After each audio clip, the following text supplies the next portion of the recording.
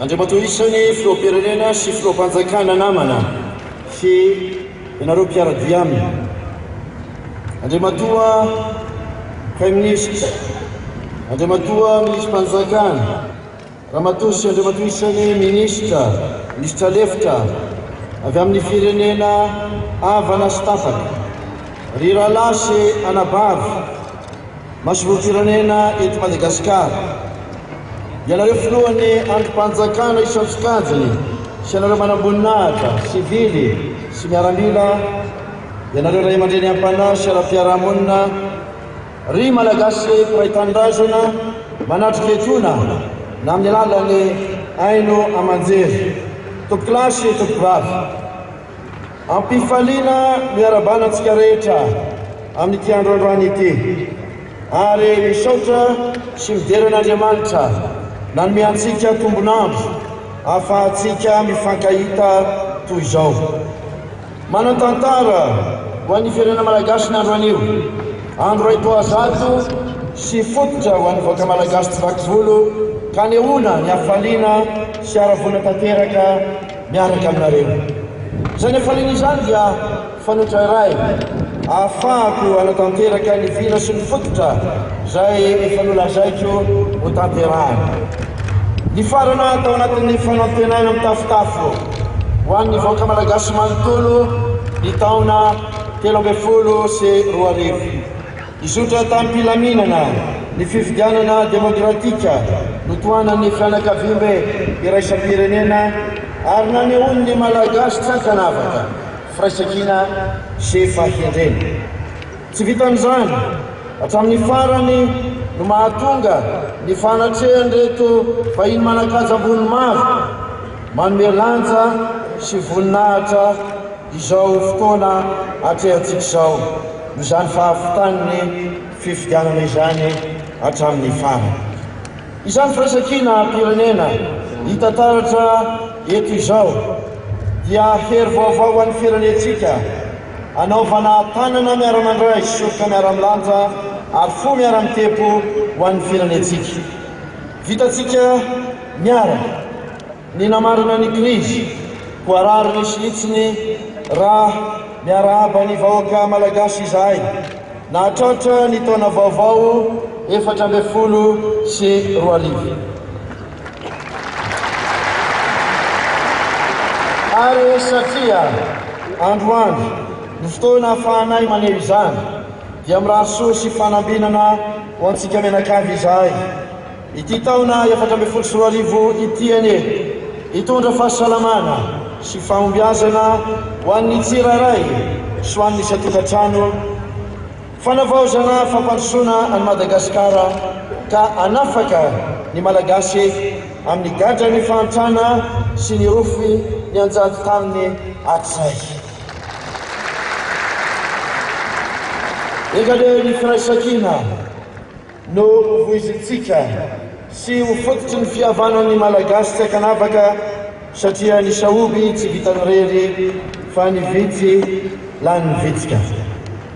Irarena ity taona ity ho taonany fampandrosoana ara-toekarena ka tanteraka ny faniritsika ahita Madagasikara vaovao sy mandroso.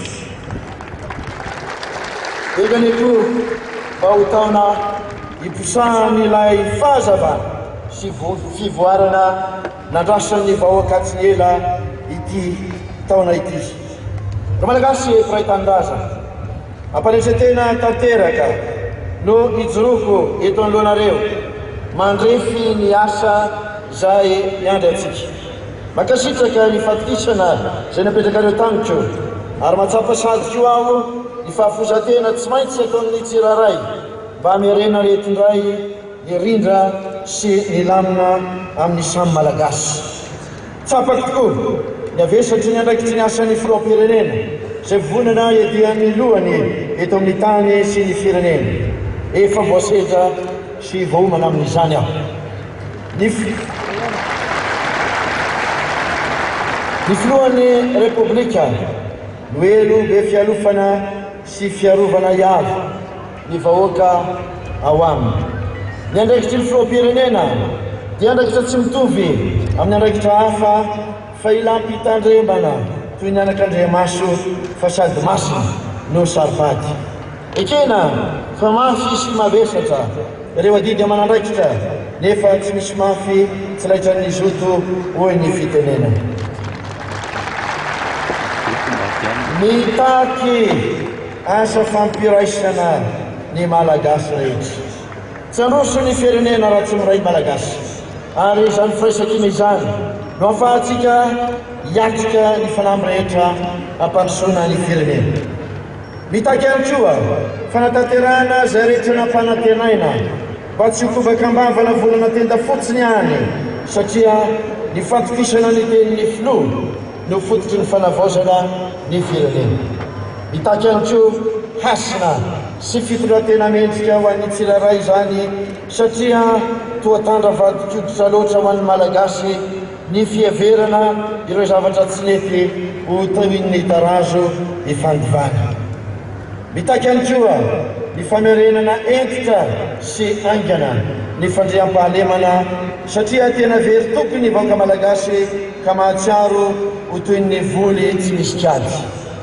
mitaky koa famerenana ny fanajana sy fahatokisana ny fanjakana satria efa ela loatra ny asin'ny fanjakana voasosy ary nisombainy vitsanisa ka nanaovana ny hafa ho kely tsy mba mamindro sy ho zanatikalafa mitaky vokatra mivantana eo amin'ny fiainan'ny vahoaka izay mijamy sy latsaka ao anatin'ny fahantrana ahafahany izy ireo manantena sy miny fivoarana marina amin'ny hoavina mitaky fitsarana matitra sy tsy mitanila satria efa ela loatra ny vahoaka ny aina tao anatiny tsy fitovianjo eo amin'ny lafiny rehetra mba tsy ho mitafy manoto manatsavony intsony na ho maiziny ampototry mazava izy ireo mitaky asa mifanojo amin'ny finiavana sy ny fahaizan'ny tsiraray satria ny asa no mahaolona sy manafaka amin'ny gadra ny fahantrana tsy maintsy ataotsika zay farahery azo atao isanandro isanora isa minitra ka anaovana toy ny vikinalina ka aleo tafahoatra toy izay latsaka kady amin'ny zavatra atao matiky ianareo fa amin'izao fitantananay ny fitondrana izao dia ho alavirina hiatrehny fiatsaram-belatsy na ny fiamorana amin'izay tokony atao na ny kajikajy amin'ny fitondram-pahefana miandry ahy ianareo vahoaka malagasy miandry ahy ianareo vahoaka malagasy amin'ny anajako ny fampanantenaina sy toky izay nomeko anareo fantatro loatra ny avesatry ny teny filoham-pirenena satria izy no taratry ny firaisam-pirenena filohan'ny vahoaka malagasy sakanavaka ary tokony tsy ho voageja na hevitra na inona na fotopisainana na inona ka hitsinjo hatrany ny tompontsoany daolobe zany no fenitra hijoko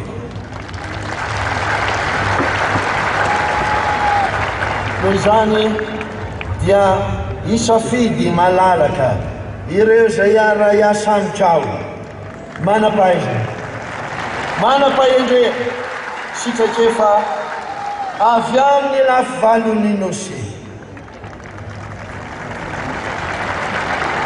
ry malagasy mpiray tandraza efa eniko ny feny vahoaka nisafidy izy ho tanterahana ny fanantenana ao anatin'ny fanajana ny zony tsiraray sy ny fanajana ny androm-panjakana rehetra no hanaovana izany isika rehetra tompony andraikitra sy olona voafidy dia hiasa ho an'ny tompontsoan'ny be sy ny maro na ao anatin'ny gouvernemanta izany na eo amin'ny antenimera-pirenena na ao amin'ny maro anisy izany na avy amin'ny mpanohatra adiditsika ny manome haja ny andraikitra anakin'ny vahoakantsika ka tsy tompony andraraky ny mbiando amin'izany isika tofoky ny gaboraraka ny vahoaka ary miandry ny mpanao politika rehetra sy mipiasa fanjakana haneo fahaizana sy fahijiana ary fitandrovana ny vahoaka satria ny akono lehibe dia noho ny volony fa ny fanjakana no mijoro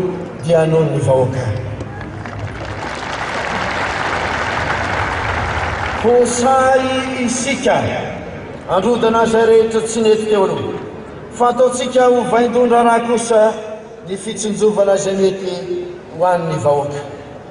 Raha malagasy mpiray-tanindrazana ametraka ny rafitra rehetra ho an'ny fanavaozana sy ny fivoarana ho zarain'ny rehetra ny tenako.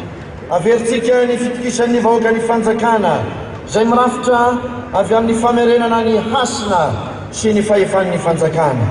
Iantehitra amin'ny tokotelo mamasan'andro mandrafitra ny fodi-drafitrasako aho dia ny fandripahalemana, ny fitsarana tsy mitanila ary ny ady amin'ny kodikody.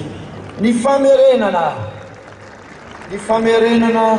ny fifampitokisan'ny vahoaka sy ny fanjakana no miantoka ny fandripahalemana ho an'ny olona sy ny fananany mandritra ny fotoana rehetra. Ka na tanàn-dehibe na ambanivohitra na ny amin'ireo faritra tsitsika hoe faritra mena na andro na alina dia mitaky ny zon'ny vahoaka mba hanana fandripahalemana, fiainana milamina, tsy misy abibina na halatra na fandobana mba ho to sy ho tanteraka amin'izy ireo tokoa ilay hoe hiadana sy ho finaritra. Mila fanjakana miaro ny abakabaka sy ny lanitry gasikara isika sy ny 5,000 kilometatra manodidina ny nositsika. Fanjakana miaro ny asa fanjonoana sy ny arena akibon'ny tany. Fanjakana zay miasa tanteraka ho fiarovam-pirenena miady amin'ny fakana-keriny an-dranomasina, ny fiatsiana, ny solika isan-karazany miaraka amin'ny 10,000 ny gendarmerie-pirenena, ny polisy zay tanjoka arony vozona sy lefina ary arony vady aman-janaka isan-tokantrano no anatanterahana izany. Mila fiainam-bahoaka toy demokratika marina isika mba ahafahantsika mametraka rafitra atongavana amin'ny tena fitsinjaram-pahefana mifanaraka amin'ny etaeta-bahoaka. Omena amin'ireo olom-bafidy-bahoaka ny andraikitra zay andrasana amin'izy ireo. Ilaina ny ametrahana tontolo sy rafitra maharitra ahafahan'ny asa-panjakana mivelatra ho an'ny tombotsom-bahoaka, rafitra mifanaraka amin'ny etaetan'ny daolobe ary ahafahan'ny asa-panjakana anakaiky koa hatrany vahoaka. Eo ihany koa ny famerenana ny fifampitokisan'ny vahoaka sy ny fitsarana. Fitsarana tsy mitanila sy ny fampiarana ny lalàna dia ho an'ny vahoaka rehetra tsy ankanavaka. Tsy isintsony tsy maty-manota sy ny mitanila ary tsy maintsy averintsika ny fifampitokisan'ny fitsarana sy ny rehetra. Na ho an'ny vahoaka malagasy izany, na ho an'ny teratany vahiny, ka tsy isintsony ny hitaitain-dava toy ny sabakaka Ambodireny. Isy fomba fiasa vaovao apetraka mba hiverenan'ny fitokisan'ny rehetra ny andro himpanjakana isan-tsokajy, mba tsy hiahiahin'ny mpamatsy-bola sy ny orinasa avy any ampitan-dranomasina amin'ny verenany eto amin'itsika indray, ka ahafahan'izy ireny mitondra ny anjara birikiny amin'ny fampivoarana ny toe-karena sy ny fampandrosoana ho an'ny tombotsoan'ny be sy ny maro. Eo ihany koa ny famerenana ny fifampitokisan'ny vahoaka zay mandady amin'ny ady amin'ny kolikoly. Anisan'ny lara-pahamehana zay apetraka ny ady amin'ny kolikoly zay fosotra manimba ary aretina mambotry ny firenena. Manapotika mandrodina tanteraka ny fiarahamonina mantsy izany ary mampiandanja ihany koa sy manimba ny farim-piainana no sady manakorotana ary mampiady ny rehetra ihany koa.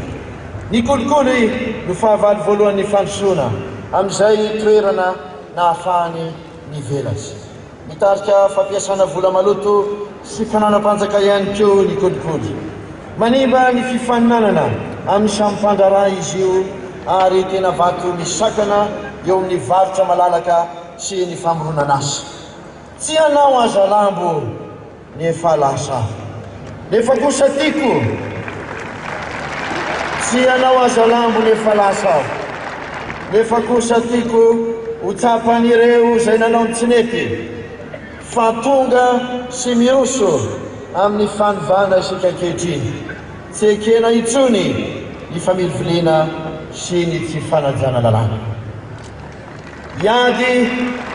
Iady tsy misindra fo isika amin'ny fanodipidoilana maro samihafa na volam-panjakana izany na ny fananam-panjakana. Iady isika amin'ireo fangorona-karena azo amin'ny fomba maloto, amin'ireo mpanararoatra manao fanampara-pahefana amin'ny fitaovam-panjakana. Ny famerenana ny fahefam-panjakana dia ampiverina ny fanjakana tandalana ary ampitsahatra ny fiverenan'ny krizy mba ahafahantsika mampivelatra itany ty tany malalatsika ity ka tsisy intsony ny volo manorandrana sy ny vato manoarina. Tompolasy tompovavy, ry malagasy mpiray tanindrazana, nandalo krizy mafy dia mafy isika amin'izao fotoana izao. Tsy eto amintsika ihany efa izany fa maneran-tany. Marary ny firenetsika ary ny toe-karena dia tena reraka tokoa. Tsy maintsy ajorontsika hirafitra fa ny rehetra mivelatra sy migoka miaraka ny tambin'ny fansoana izay ho apetratsika. Adiditsika ny mitady ny fomba rehetra ahafahantsika mivoatra amin'ny fanamboarana ny lalana, fampiroboroboana ny fitaovam-pamokarana, ny fitaterana bakabaka, andranomasina, andranomamy, ny fanampahariana ny angovo. Eto aho dia tiana marika fa ny angovo an'ny rehetra no lalana mahitsy indrindra ahafahan'ny malagasy tsirairay mandray any atokantranony ny fivoarana. Ny famatsiana ampiroboroboana ny angovoko dia hitarika eto amintsika ny fitaovana teknôlôjika avolenta mba tsy hazanakalafa antsika. Tsy maintsy ataontsika izay sarina ny mpamatsy vola sy fitaovana vahiny isan-karazany antanteraka izany. Mipetraka eto Madagasikara ny rafitra ara-dalàna sy ny tontolo mahatoky hisarika ny mpamatsy vola sy mpamorona orinasa avy amin'izao tontolo izao. Ka apetraka eto ny tontolo ny fandrarahana izay manaraka ny lalàna verina ara-panjakana, ny fandoava-ketra ara-dalàna anamafy sy amporisika ny famoronan'asa aty amintsika mba ho toy ny tsy poy famelona tokoa isika. Ho arindra ny tsena anatiny manerana ny nosy ahafahany mpanomokatra miasa sy manome ny vidiny marina ny vokatra ary ahafahany mamoaka amin'ny tokony ho izy izany ary anome asa ny mpanao asa tanana samihafa.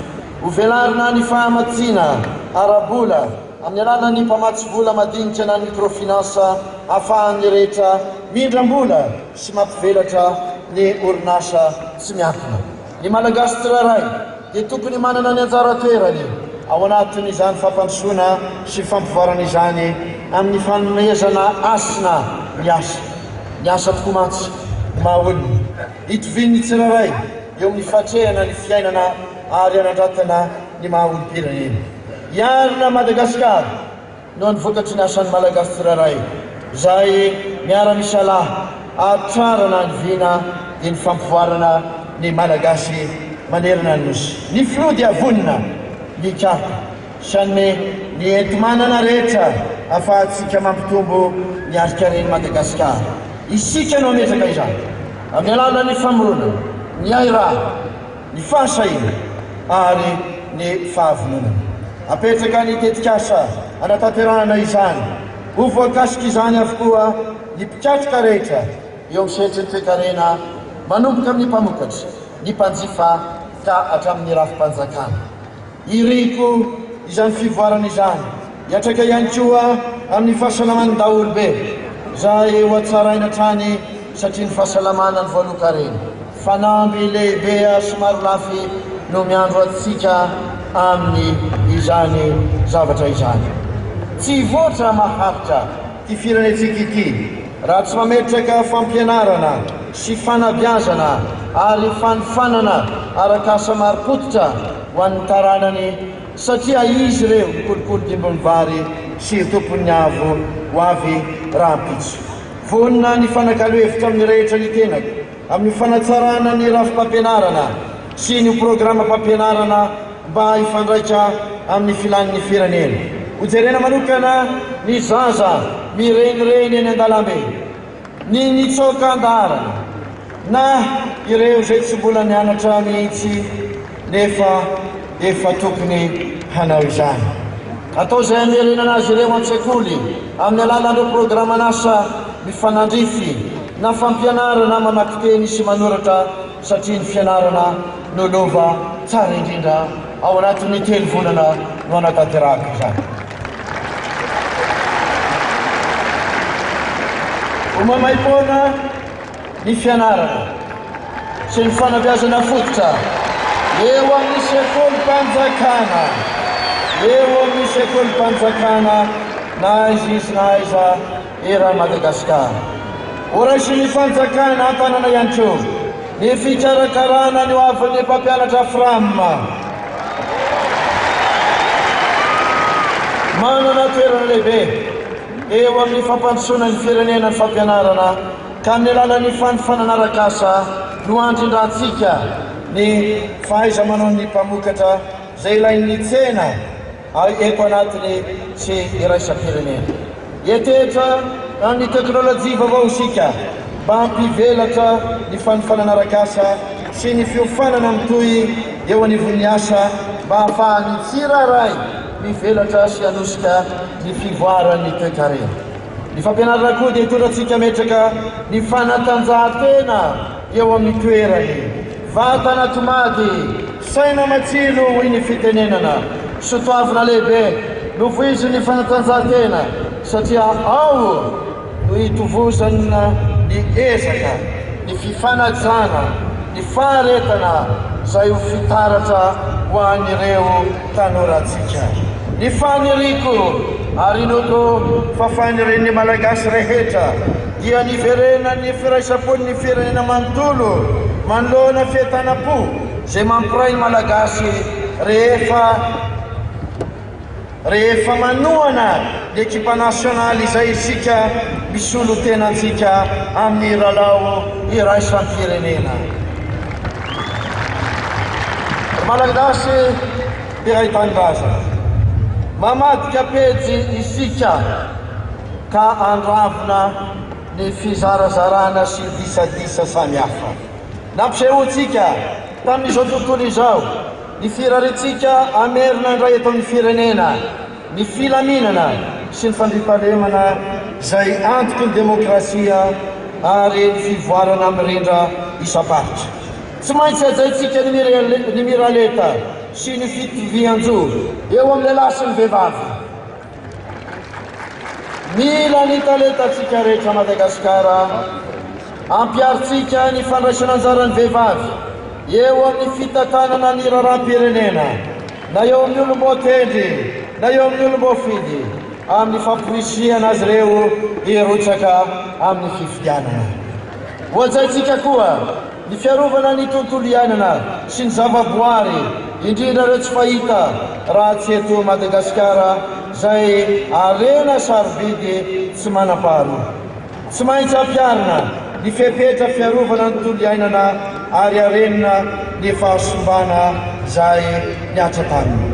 Topilasy tompivavy malagasy mpiray tanindrazana kisatrany ireo itsikera sy andrabiraby ary anakivy eo amin'ny fanovana zay tiantsika hajoro. Tiako tsapan'izy ireo anefa sy ho fantatry izy ireo fa i Madagasikara dia efa niova ary iovatrany. Vahoaka tanora sy mavitrika ary mangetaheta fanovana ny vahoaka malagasy.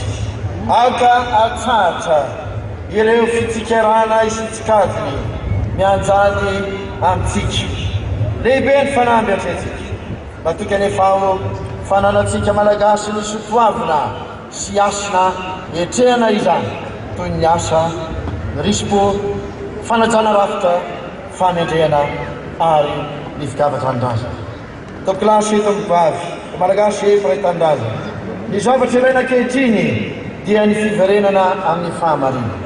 Ny andrasana amin'ny tsiraray manomboka izao dia ny fahavononana andray anjara sy anome anjara biriky eo amin'ny fanarenana ny firenena. Na ny malagasy eto atoerana izany na ireo malagasy ny elipatrana manerana izao tontolo izao izay antsoko hiaranarina ny firenena. Androany aho dia maneho fisaorana anareo rehetra izay nanoana sy nanampy ahy nandritra ny fampielezan-kevitra. Raha tsy teo ianareo dia tsy nisy izao an'izao. Mbola manana fangatahana ihany nefa an'ireo ny mpiray-tanindrazanamitra. Mila fanomezan-tanana avy aminareo aho ahatanterahantsika ny fanamby izay napetraka ho fanarenana ny firenena. Ka mamela ihany koa ianareo ametraka fiaraha-miasa amin'ny malagasy rehetra izay vonona ankehitriny na iza Madagasikara dia ny malagasy tsy ankanavaka tompoko lasy tovovavy. Tiako hotsapatsika rehetra fa filohan'ny malagasy rehetra tsy vaky volo aho, fa tsy filohana toko iray na filohan'ny faritra iray fotsiny. Miantso anareo mpifaninana tany tokoa mba hanana fantsoram-po ahafahantsika miady hevitra ampirahalahy. Miantso anareo aho mba hanaja tanteraka ny soatoavina demokratika ka hanitsy ny fomba fijery isika hifanaraka amin'izany. Tokolasy tovovavy ry malagasy mpiray tanindrazana, miantso anao aho hitondra ny anjara birikinao anarenana any Madagasikara. Fa isika tsirairay avy dia ilain'ny firenena ka tokony hanomeza tsara indrindra ao amintsika. Ametraka gouvernemanta ahitana taratra ny firaisam-pirenena ao mba ahafahan'ny malagasy mahita avy hatrany ny endriky ny fitantanana vaovao eto amin'ity firenentsika ity. Manao antso manokana aminareo avy anavy any Kilambato rehetra manerana n'izao tontolo izao koa aho fa miandrandra fanampiana avy aminareo ny firenena ahatanteraka haingana ny fampandrosoana. Miverina ny ampokony Madagasikara satria ako tafaverina indray eo amin'ny fianakavibe eo aisam-pirenena malagasy ary indrindra eo anivon'ny firenena aty ranomasina indianina sy atsimo antsinanany Afrika isika. Raha sitrapon'Andriamanitra dia hitarika délégation sady isika amin'ny herinandro ambony hanatrika ny fivorebe isan-taona ny fianakavibe ny firenena afrikanina aty Addis Abeba ary hitondra ny teny sy ny afatry ny vahoaka malagasy tafaverina indray eo anivon'izany fianakavibe izany. Tompoklasy tompokovavy ry malagasy mpiray tanindrazana, ny asa tao miaraka no hanarenantsika ny firenena ao anatin'ny fihavanana sy ny famelan-keloka. Hiezaka aho hitondra fanasitranana reo ratra samihafa teo amin'ny fiarahamonina navelan'ny tantara ao anatin'ny filoana sy ny fataonan'Andriamanitra no anaovako izany. Amin'izay fotoana izay sika malagasy rehetra no afaka irery indrindra rehefa manao jery totika ny lalana no diavana. Ela velona any Madagasikara sy ny vahoaka malagasy manodidina. Sodadokolay sitraka. Nous ferons table rase des pratiques du passé et viserons l'efficacité. Mes chers compatriotes, je vais construire les conditions du renouveau et d'un progrès partagé par tous. Nous allons rétablir la confiance dans l'État qui passe par la restauration de l'autorité de l'État. Elle s'appuiera sur un socle fondamental constitué des 3 piliers de mon programme: la sécurité, la justice et la lutte contre la corruption. Notre État est le garant des libertés individuelles et doit être capable de protéger tous nos concitoyens. Rétablir la confiance dans l'État, c'est aussi assurer la sécurité des personnes et des biens en toutes circonstances. En ville, comme à la campagne, de jour comme de nuit. Cela signifie que nos compatriotes ont droit à une vie paisible, sans agression, pour jouir de leur propriété sans craindre d'être volés ou spoliés. J'ai une vision claire de la défense de l'intégrité territoriale de Madagascar, pour que le pays soit un territoire sécurisé dans un climat propice aux activités de développement. À cet effet, la politique de la défense et de la sécurité nationale sera résolument centrée sur la sécurité intérieure, sans minimiser la sécurité des ressources stratégiques et vitales, tout en respectant nos engagements internationaux. Je suis conscient de la fragilité de la sécurité intérieure et de la mise en coupe réglée de nos ressources naturelles et de nos potentialités économiques. C'est pourquoi je veux un État qui protège nos frontières aériennes et nos 5000 km de côte. Je veux un État qui préserve nos zones de pêche et nos richesses naturelles. Je veux un État qui assure notre défense nationale contre la piraterie, contre les trafics en tout genre, et grâce à la qualité et à l'engagement de nos forces armées, de la gendarmerie et de la police nationale. Je veux une démocratie apaisée pour mettre en place un programme de décentralisation effective qui répond mieux aux besoins de la population. Je veux donner aux élus les responsabilités qu'ils attendent. Madagascar a besoin d'une politique de décentralisation réussie pour accélérer son développement. Il s'agit de construire un cadre pérenne et durable d'évolution de l'action publique dans son ensemble. Un cadre qui corresponde aux aspirations locales et qui permette à l'action publique de gagner en efficacité, en réactivité et en proximité. Rétablir la confiance de l'État, c'est aussi réformer la justice de l'État. La justice doit être accessible à tous et égale pour tous. Nous devons lutter contre l'impunité et restaurer la confiance des Malgaches et des étrangers dans notre justice. Des pratiques rénovées vont recréer la confiance dans les institutions de notre pays pour que les investisseurs internationaux puissent venir investir à Madagascar sans crainte ni retenue et ainsi contribuer à notre développement et au progrès dans le cadre d'une croissance qui profite à tous. Rétablir la confiance dans l'État passe aussi par la lutte contre la corruption. La lutte contre la corruption sera l'une de mes principales priorités. La corruption devient un obstacle majeur du développement général. La corruption fausse la concurrence, entraîne la mauvaise utilisation des fonds publics. Je ne partirai pas dans une chasse aux sorcières du passé. Je ne partirai pas dans une chasse aux sorcières du passé. Mais je veux que ceux qui se reconnaissent dans cette description et ces propos sachent que le changement est en marche, que rien ne pourra l'arrêter et que je n'admettrai aucune dérive. La culture de l'impunité est révolue et je m'engage à organiser une lutte sans merci contre tout détournement de biens et de délais publics, contre tout enrichissement illicite, tout racket ou encore toute utilisation abusive des biens publics.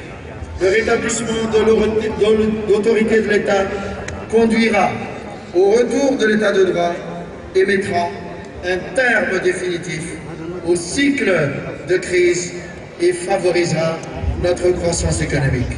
Mesdames et messieurs, mes chers compatriotes, nul n'ignore que nous sommes au milieu d'une crise importante, tant nationale qu'internationale. Il nous faut désormais construire les conditions d'un progrès partagé par tous. Nous devons nous donner les moyens de notre croissance en développant nos infrastructures, celles de tous les transports, mais aussi les infrastructures électriques, car l'électricité pour tous est le moyen d'offrir à Madagascar les ressources de la modernité. Mais nous devons aussi devenir attractifs pour les entrepreneurs étrangers. Notre réforme de la justice confortera leur confiance dans notre état de droit. Nous devons leur donner envie de contribuer à notre développement en faisant preuve de créativité en matière juridique et fiscale pour que Madagascar devienne dans le respect de l'arme internationale, une place attractive et sûre. Nous devons créer un...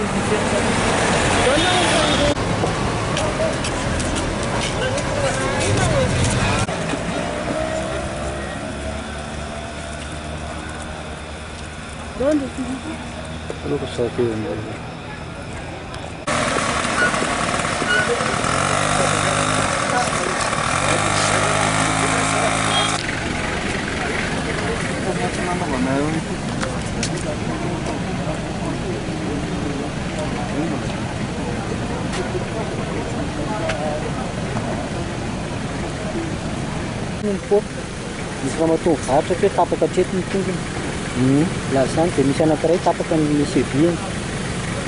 Mipoaka be. Ohatran'ny grenade ilay izy.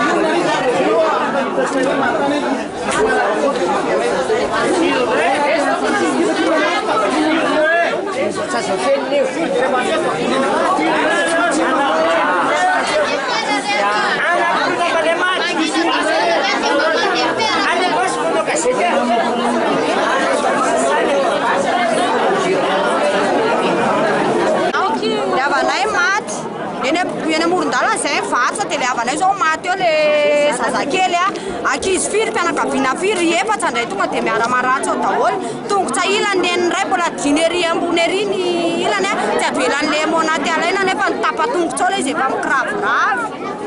Firy taona ilay zazamaty zany? 2 taona sy tapany. Miaraka tamin'ireny nivarotra izy? Miaraka tamin'ireny nivarotra izy tsotsony mamany dia mamany maratsy ao izy mivady. Dia tena tsy mety mihitsy fa olona eny am-pivarotana fa tsy mandrangotra na mila ady ilay olona ka hoe antifirana andefasana bomba na ohatr'izany. Zavatra tiandrareo atongavana tokony ao anatin'ny tena investituran'ilay olona ilay izy no apotra fa tsy anatin'ny sarababem-bahoaka satria mijaly ilay vahoaka nge mijaly ilay vahoaka dia maninona moa natao mijaly ilay vahoaka ka niza tsy mahazaka an'izany teniko izany a dia izany no teniko satria malahelo be a olona anankitelo zao ny hitako tao a zazakely anankiroa a dia vehivavy lehibe anankiray tapaka ny tongony zay ny hitako tao tato amin'ny hôpitaly zay akoatran'ny anankiray a noetiko a maroatra ny fiaripana dia mivoatam-pihainy goaka zay no etiko tao ato amin'ny anakefatra aloha ny hitako loatra eo e fa ny hitako aloha fa zay nitateriny teo a mety eo amin'ny 20 angambany zay zany